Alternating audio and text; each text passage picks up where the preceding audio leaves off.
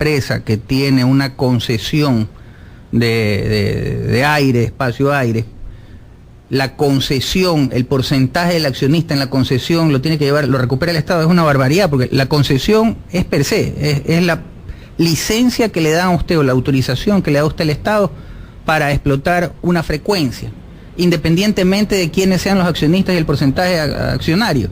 Entonces, estas vivezas criollas, como usted manifestaba, o como decía el radio escucha, poniendo el ejemplo de las colas, es lo que ha sido la práctica en estos países denominados el tercer mundo, y donde el vivo criollo es el que triunfa.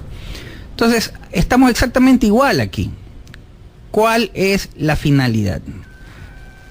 La finalidad es llegar a un Estado socialista, que el grupo dominante se entronice en el poder e ir captando cada vez mayor riqueza. Mire usted, ejemplo también aquí en el Ecuador, hay empresas que han abierto su capital para de alguna manera financiarse, empresas privadas, y el Estado está comprando gran parte de esos paquetes accionarios.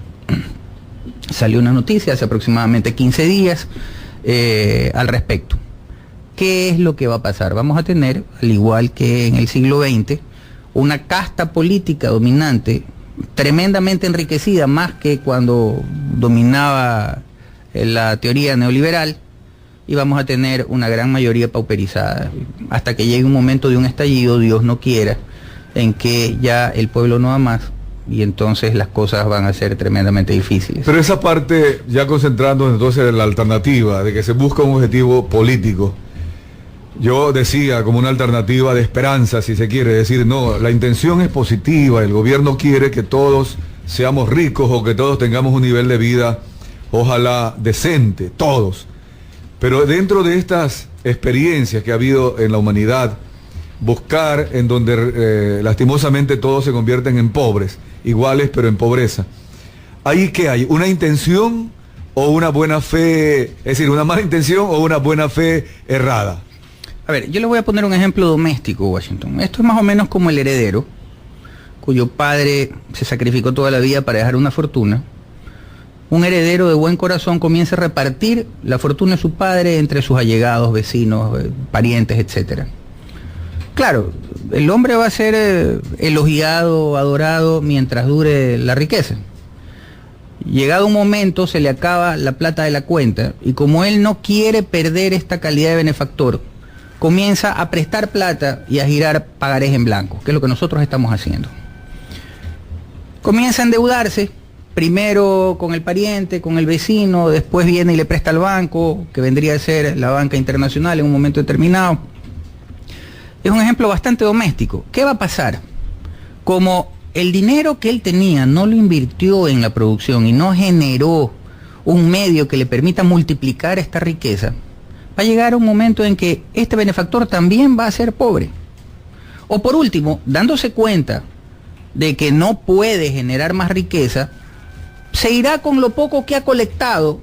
Típico el tema del chulquero, ¿no es verdad? Que presta, tiene un gran fondo, un capital. En el momento en que se da cuenta que no puede seguir pagando esos intereses, se levanta con todo.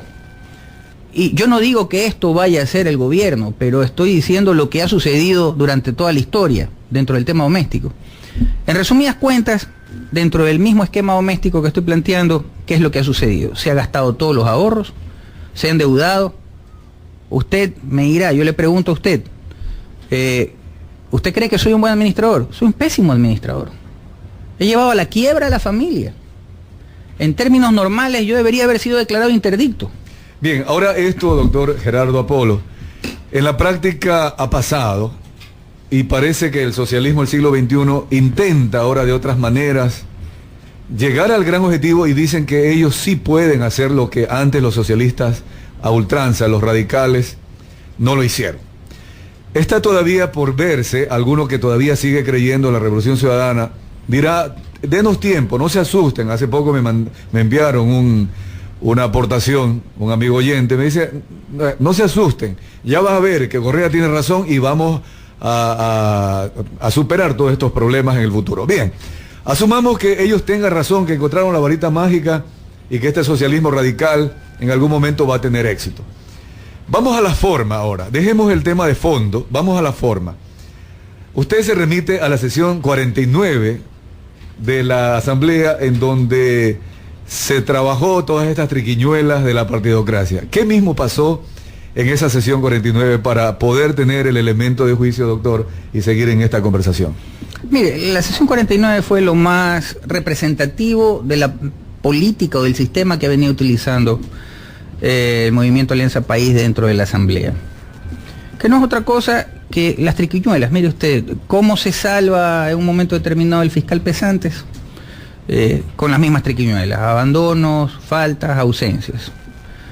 Volvemos al tema de las promesas a un asambleísta cede su voto porque le van a dar una universidad superior. Recuerde usted que estaba prohibido por ley. El 98. Así es. Está prohibido por ley hacer gestiones en favor de obras, etcétera, etcétera.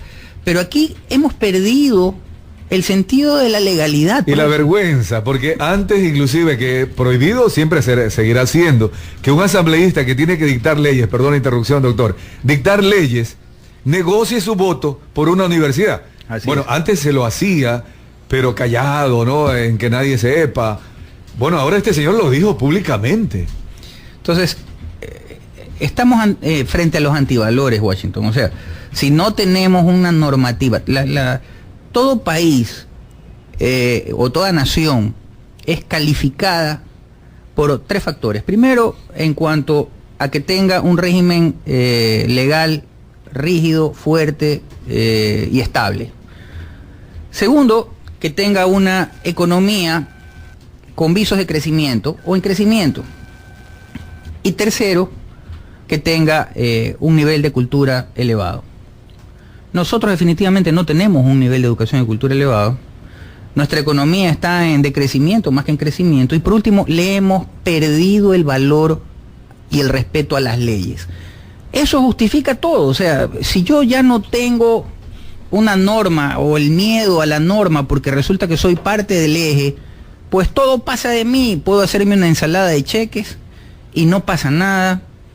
Puedo pasarme por alto la normativa de la legislatura y presentar a mi espíritu para que vote por mí cuando en cuerpo estoy al frente de la sesión. Bueno, estamos haciendo tabla rasa de todo lo que es el sistema del andamiaje legal, lo cual, visto desde fuera, es una pésima señal porque nadie va a invertir en una pelea de barrio. Doctor Apolo, justamente esto es un grave problema que nos está pasando. La inversión en Ecuador, 300 millones de dólares, cuando en otros países como en Perú, en Colombia, hablan de 7.000, 8.000 y con aspiraciones a que aumente. Hay inversionistas en el mundo que están buscando oportunidades. Ellos dicen, yo quiero invertir en época de crisis, ahí la inversión es más barata y en el futuro será más productiva. Pero el Ecuador ni en época de crisis es sujeto de inversión. Dentro de todo esto, usted como abogado, jurisconsulto, doctor Apolo, se están aprobando leyes y se van a aprobar leyes. Ayer pudo haberse aprobado esta reforma al régimen monetario para que el gobierno eche mano inclusive de las reservas que tienen los municipios, las prefecturas, el seguro social en el Banco Central. Usted dice que estas leyes, siendo leyes, son ilegítimas. Así es. ¿Cómo entenderlo eso para el ciudadano de a pie, nosotros, que supuestamente queremos respetar las leyes? A ver, nosotros tenemos que hacer la definición, la aclaración de cuáles son los dos conceptos. Uno es la legalidad, que es distinto de la legitimidad. La legalidad es aquella norma que surge cumpliendo o que nace cumpliendo ciertos requisitos que se establece en la ley para que nazca y tenga obligatoriedad. La ley permite, prohíbe o faculta. Pero la legitimidad es un principio que nace propiamente de la democracia. ¿Y en qué sentido nace la democracia?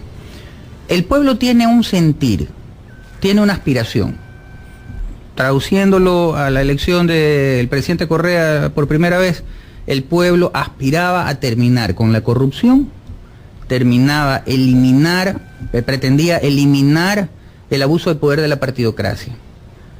El presidente Correa logró captar ese mensaje, logró hacer ver al pueblo que él había captado bien el mensaje y vendió la idea de que él podía llevar adelante ese